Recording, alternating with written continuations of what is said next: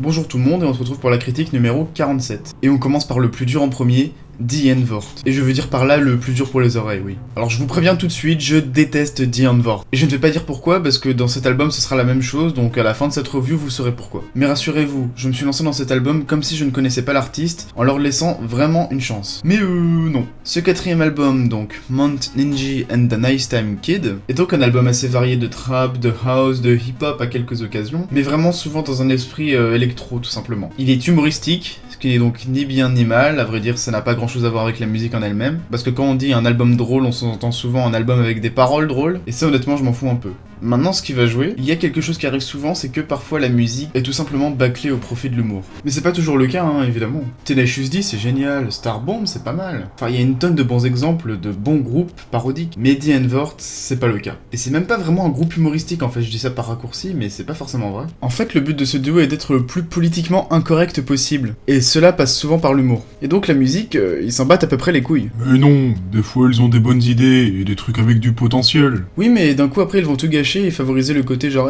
regardez, on est trop edgy, on fait n'importe quoi. On est trop des ouf, on n'a pas peur. Mais je m'en fous de ça, je m'en fous que vous vous mettiez à poil sur scène ou que vous disiez des paroles de merde marrantes. Je veux juste de la bonne musique, est-ce que c'est trop demandé? Vous êtes connus, essayez au moins de bien vous entourer. Oh, mais arrête, Ugly Boy est pas mal dans l'album d'avant. Mais oui, bien sûr, mais tout ce qu'il y a de bien dedans, c'est FX Twin qui l'a fait et pas Die Antwoord. Et d'ailleurs, tout ce que j'aime pas dedans, c'est Die Antwoord. Mais bref, je dis ça, j'ai même pas parlé de cet album là, alors que c'est quand même le sujet. Donc comment organiser cela? Alors on va commencer par l'aspect instrumental. C'est souvent produit de manière assez décente, notamment les instrumentales de trap ou de hip-hop qui n'ont rien de spécial, hein, mais qui elles au moins ne sont pas dérangeantes. Maintenant, à la base, le duo est surtout connu pour leurs instrumentales assez hardcore, qui sont ici mauvaises. Banana Brain par exemple. Elle sort complètement de ce qu'il y avait de moins bien dans le début des années 2000. Il y a absolument rien à retenir dans cette musique, c'est juste mauvais. Et c'est pareil pour la dernière musique de l'album, I Don't Care. Ça pue donc du slip, donc après au niveau instrumental c'est juste normal, mais rien de spécial à dire. Donc on va plutôt passer sur ce qu'ils mettent un peu en valeur, c'est-à-dire les vocaux. Alors honnêtement, je pense que Yolandi est une bonne chanteuse, et c'est peut-être l'élément qui me fait donner régulièrement une chance au groupe. Je sais pas pourquoi j'insiste, sérieusement. En tout cas, elle a démontré dans certains précédents singles qu'elle pouvait chanter bien, avec une voix reconnaissable, et passer assez facilement du chant au rap. Donc ça aurait pu être vraiment un bon élément au groupe, qui aurait pu faire que Die Antwoord se démarque en qualité. Quant à Ninja, sinon, j'en pense pas grand-chose, c'est juste un rappeur un peu chelou, mais qui reste normal. Donc pour Yolandi, c'est vrai que sur Alien, les vocaux sont plutôt pas mal. Mais la très grande majorité du temps, dans l'album, elle utilise son talent et le potentiel qu'elle a pour faire de la grosse merde, et des vocaux qui sont volontairement énervants, comme dans Daddy. Mais c'est pas le pire. Le pire, c'est Gucci Gucci. Je sais pas comment on pourrait trouver les vocaux agréables là-dedans, je veux dire, c'est juste pas possible. Ça fait vraiment mal aux oreilles, c'est de la grosse merde, voilà, c'est tout. Et c'est pas parce que c'est fait exprès que ça devient bien, hein, c'est juste cancéreux. Et enfin, on va parler de la structure de l'album,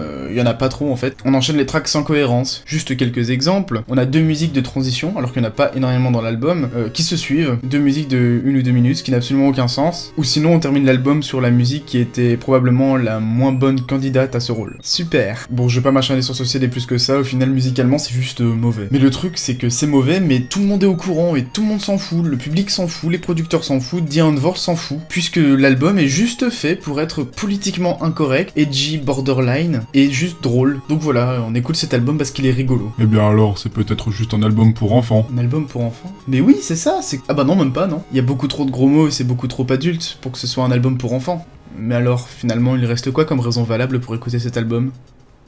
Et maintenant on va passer à Xanthorg. Xanthorg, un artiste de la même origine mystérieuse que Xantome, mais qui n'a rien à voir avec du métal progressif cette fois, puisqu'on est sur du Vaporwave. Le Vaporwave est un genre et surtout un mouvement dont je n'ai encore jamais parlé, mais dont je vais pas développer le sujet maintenant, puisqu'il aura droit à sa propre grosse vidéo, parce qu'il y a pas mal de trucs à dire sur le Vaporwave et c'est très intéressant. Bref, lançons ce projet indépendant, appelé From Sadness to Peace. Donc on a un album de 10 pistes pour 3 quarts d'heure. En termes d'influence, en dehors évidemment du Vaporwave, on a de la house, de la musique chill et du rock, donc je dis des trucs vraiment très vagues, parce qu'il y a vraiment plein d'influences très variées, et je vais développer ça un peu plus tard. Et le tout est dans un style plutôt japonais, en tout cas inspiré de beaucoup d'artistes d'électro japonais. Il y a véritablement un style japonais qui existe. Et enfin, en plus de tout cela, on a aussi un style amateur complètement assumé dans l'album. Et au final, le mélange de tout cela donne une véritable identité, je dirais. Pour parler de ce côté amateur, je trouve qu'en fait, ça fait que l'album aurait pu directement sortir de Newgrounds. Je fais cette parenthèse parce que j'ai fait récemment une grosse vidéo sur Newgrounds, et je pense que là c'est un bon exemple pour le coup si vous l'avez vu cette vidéo. Après, en regardant l'album un peu plus à la loupe, sur ce côté amateur, la très grande majorité du temps ça rend vraiment bien, mais des fois c'est un peu maladroit. Le plus flagrant c'est dans la musique Let Yourself Be Huge.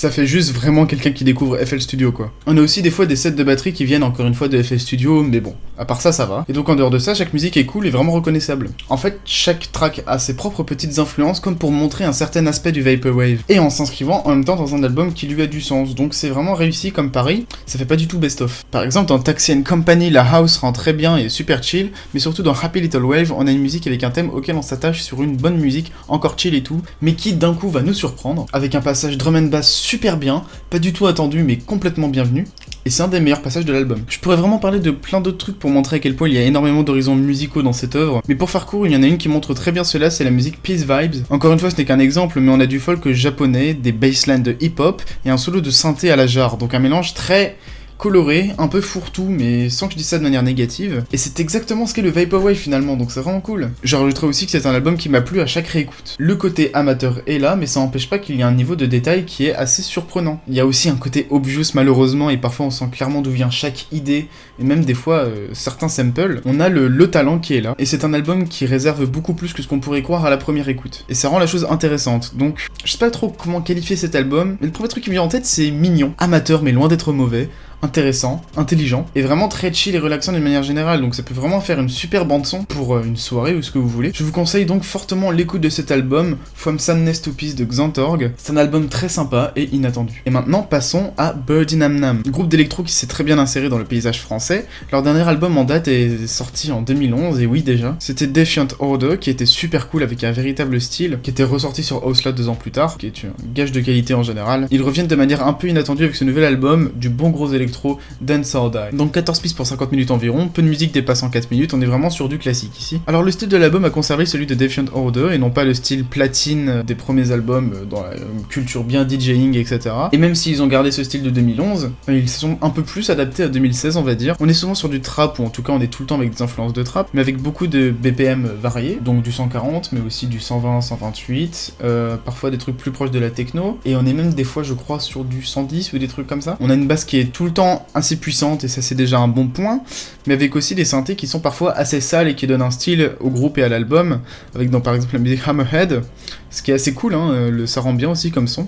Il faut aussi que je parle de Lasers from My Heart, dont je reparlerai après pour une autre raison, qui a ses synthés aussi, dans le style du groupe, mais avec en plus des thèmes de Deep House, qui rend super bien. D'ailleurs, en parlant de Deep House, il faut que je parle de la musique Dance or Die, qui est complètement de la Deep House, et le groupe arrive très bien à passer à ce genre-là. Mais la meilleure en termes de pure instrumentale est peut-être Can't Do Me, pas forcément originale en termes d'accords, mais elle est vraiment puissante, elle est super cool, bien épique. Mais encore voilà, si on restait sur les instrus, ce serait pas un album exceptionnel, ce serait déjà un album qui serait pas mal, mais il y a vraiment un truc qui va faire que cet album va se démarquer, c'est l'excellent travail sur les vocaux, les featuring. Et ici, c'est l'inverse de beaucoup d'albums qu'on peut voir qui sont ratés à cause de ça. Ici, les instrumentales ne vont pas être un simple support pour des vocaux qui vont être assez clichés, etc.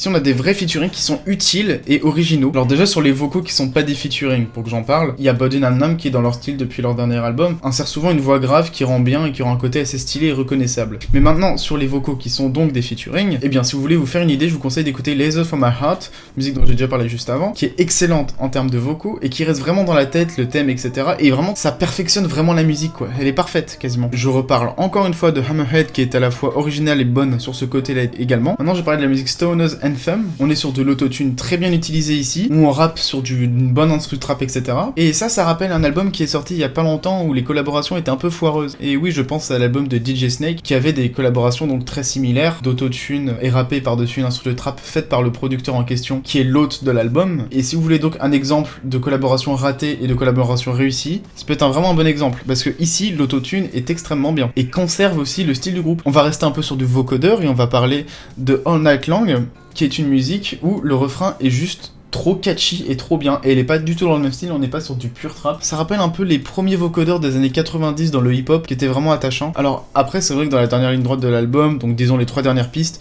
c'est clairement un petit peu moins bien. Et les instrumentales, si elles sont vraiment puissantes tout le temps dans l'album, sont aussi pas forcément super originales non plus. Elles sont juste très bien dans ce qu'elle cherche à faire, et ça c'est déjà bien. Mais ce qui fait que cet album passe selon moi de bon à très bon, c'est le travail avec les vocaux, qui là où dans certains cas ça foire complètement un album, ici c'est tout l'inverse. Ça forme d'excellentes musiques, avec des vocaux parfois féminins, parfois masculins, parfois chantés, parfois rappés, parfois autotunés, parfois non. Donc pour la petite liste, je retiendrai surtout les très bonnes musiques. Hammerhead, Lasers from My Heart, Stoner's Anthem, Can Do Me, All Night Long et Dance or Die. Et c'est plutôt déjà pas mal quand même. Donc Birdie Nam Nam, Dance or Die, très bon album. Et maintenant tu peux t'en aller.